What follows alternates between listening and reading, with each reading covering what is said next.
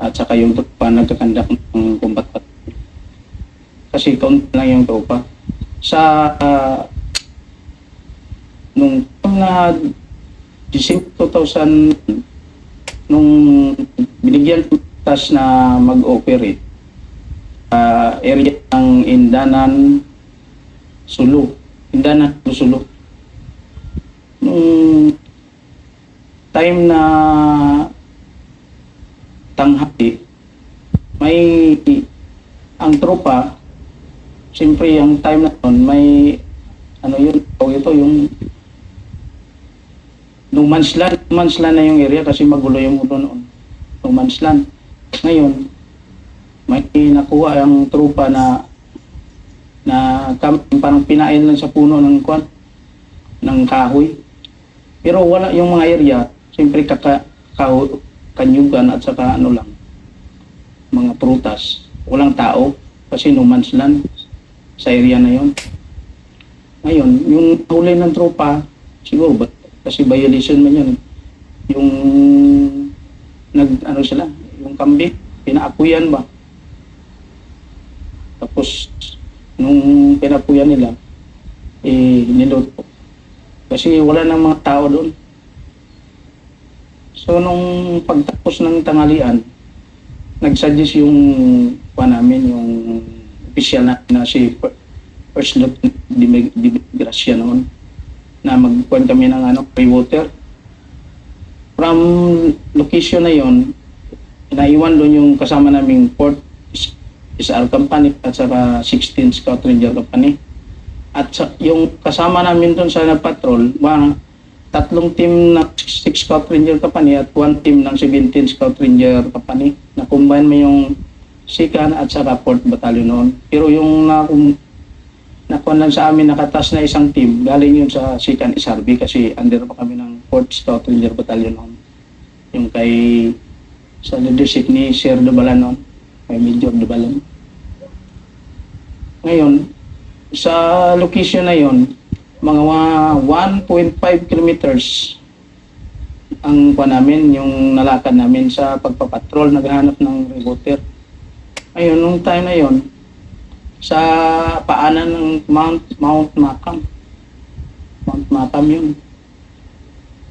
Yung Mount Macam, sa baba niya, masukal yun. Ngayon, nung pagdating namin sa bahay na yon, malinis na bahay, walang tao rin. Isang bahay lang. Malinis yung paligid. Sa katabi niya, mga 100 meters, may masukal. Ngayon, nung nag-iigip ng tubig kasi sa karamihan doon, nag-iigip ka sa mga bahay lang. Yun lang ang umakyat kami sa bahay, kumuha ng mga tubig. Kasi walang tao. Hindi na napansin yung bahay na yun. Pag-aari pala ni Commander Juan, Dr. Abo. Dr. Abo yung Abu Sayyaf group leaders. So ngayon, yung team namin na tatlo, yung naka-lead o nag-leading na team, yung team ni Lit Sergeant Juan,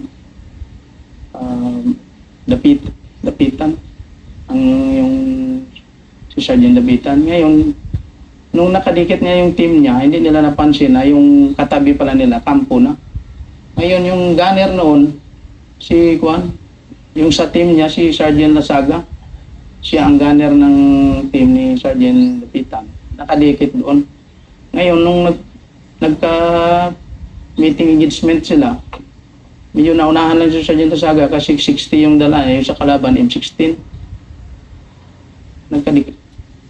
Pero before yun nangyari doon na nagputukan si Sergeant Lasaga, yung kalaban, nagkandak din pala ng patrol papunta doon sa location ng 16 Company at saka 4th Company.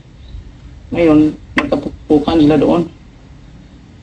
Tapos tinawag sa amin na nagpuan sila ng encounter.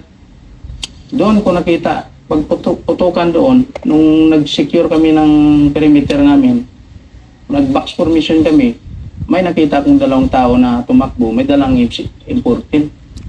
Naka-half uniform, nakasuot ng US.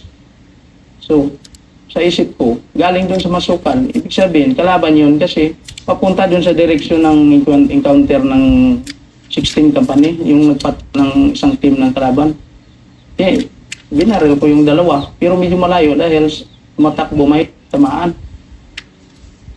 After mga ilang seconds, doon na sa harapan si Sergeant Lasaga at saka yung kalaban, nagkuhan sila, meeting engagement. Natamaan dito si Sergeant Lasaga sa harapan. Unang natamaan si Sergeant Lasaga dito sa kamay. Kasi 60 versus M16 yun eh. Ngayon, nung na-encounter na yun, na nagkaputukan na, doon na nag-umpisa yung ano. Kasi pagputukan, sumigaw yung team leader na isang team namin, Scout Ranger Company to. Sumagot yung kalaban, 26 SF Company. Pag sabing 26 SF Company, kat area ng 26 SF Company noon sa Indanan, nag-ceasefire yung mga team leader. Sigaw sa ceasefire. Ceasefire, sabi. Kasi 26 SF eh. Ay na sumik na kalaban na kuan na Port is Diablabo. Ibig sabihin yung na yon, yung Muslim. Kasi may yung kalaban na yon, trupa ni Commander Abo at saka ni kuan, Dr. Abo at saka ni Commander Papa, yung Lieutenant Papa na nag-break away noon ng MNLF, trupa niya ba, nag-combine sila. So ngayon, pag sabing ceasefire, siyempre, nagkuhan kami, into ng putok. Yun pala, nag-volume fire din sila ulit. Doon sila nabulabog pag sabing Port in Diablabo ni amutong kuhan. Ngayon, ang nangyari doon, ang nagkuman yung trupa na box formation kasi yung kalaban pala, dinadaan-daanan nila kami iniikutan. Yung iba, nag-volume fire sa harapan, pero yung iba, nagmiminyugan sa likod. Kasi iba yung style ng kalaban sa ulo. Yung nag-volume fire, merong nag-iikot sa likod, may 5, may 3. Hanggang maabot ng 2 hours na bakbakan, marami nang nakaswalti. Dahil sa style nila na yung namiminyugan sila may 3 sa likod, pero yung nagpupuko sa harapan, yun mga 60. Kasi nakabarikid yung posisyon nila, yung sa amin, malinis. Yun, pag-abot ng mga nag-start ng mga alas 12 yun eh. Aabot ng alas 3 na. Panay, pupukan pa rin ang pupukan. Ngayon, ang lahat na umuwiya namin, dinala namin sa gitna para hindi mataga ba. Kasi yung kalaban, pag i-break through nila yung tropa. Pag alam nilang mag-atras, yun doon sila mag-assault. Yun man yung stand nila doon.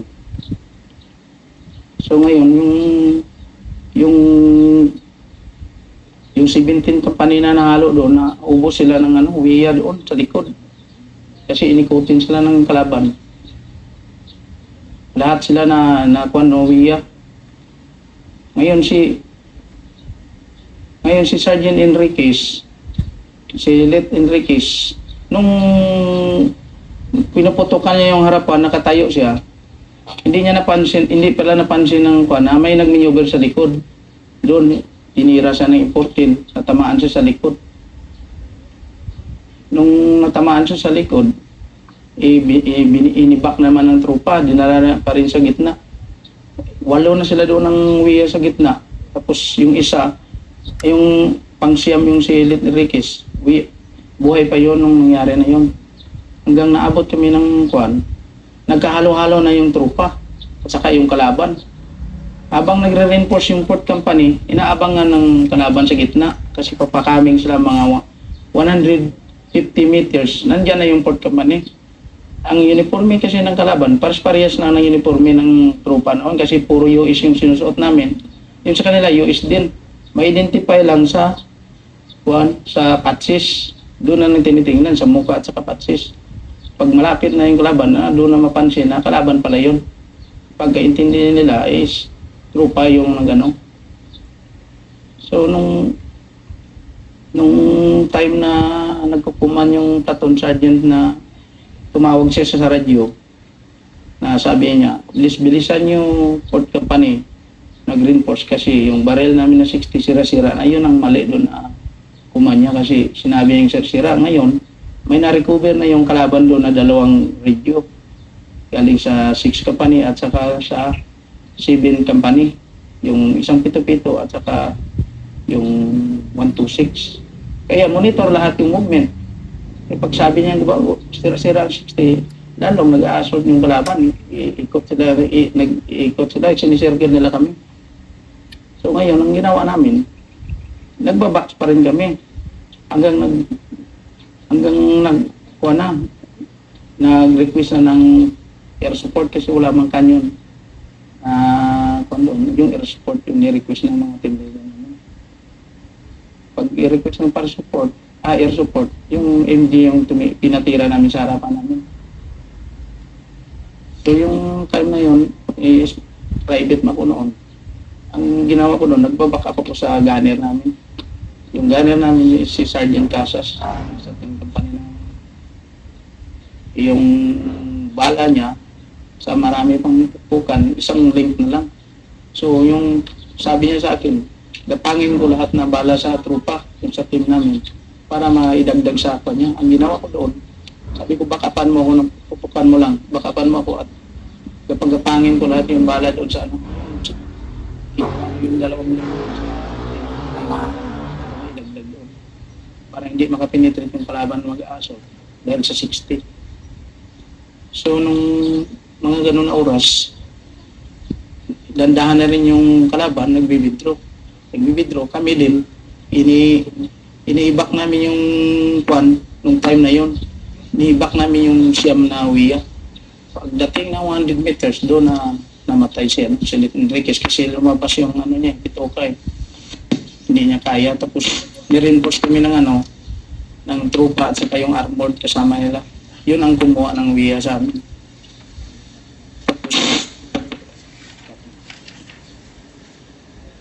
Pero na ma-remind ko pa rin yung dito sa yung year ko dito Kibato, sama ko doon 2011 siguro to. Iba mong kung di na makwantong kaya para diretso ba diretso ko lang sa rin sa at saka trupa ng mga senior na. Kasi kahit anong gipitan sa encounter, hindi pa rin nawala yung leadership nila sa mga command. Katulad yung kahit na gunner, pag mawiya, kukunin ka agad ng team leader yung gunner, yung baril niya.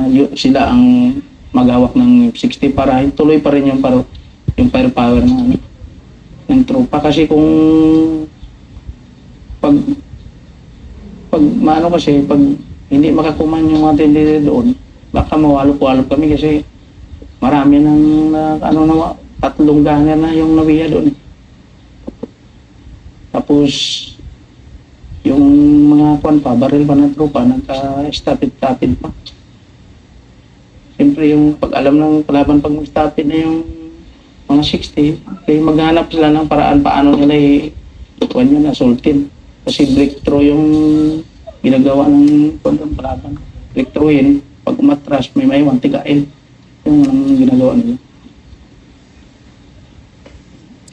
So doon ko na nung private ako na ganito pala yung unit ng pinasukan ko sa region na hindi din basta-basta pala na kahit konti lang. Makikita mo yung performance ng senior na hindi pa rin umatras yan. Alam kagad anong gagawin pagdating doon sa labanan. Kaya hindi mawalop-walop kahit na makaswaltihan, pero hindi pa rin mapasokan ng kalaban para tagain lang. Kasi marami nangyari doon na panay nang tinataga sila eh. Kasi iniiwanan nila yung trupa nila. Doon ko nakita na kahit tatlong team noon, kahit maraming kalaban, hindi pa rin sila nakapasok sa amin. Na-i-withdraw namin yung wiya namin na walang Yung isa lang yung namatay doon. Yung malaki kasi yung sugat niya sa likod. Si Lep Enriquez.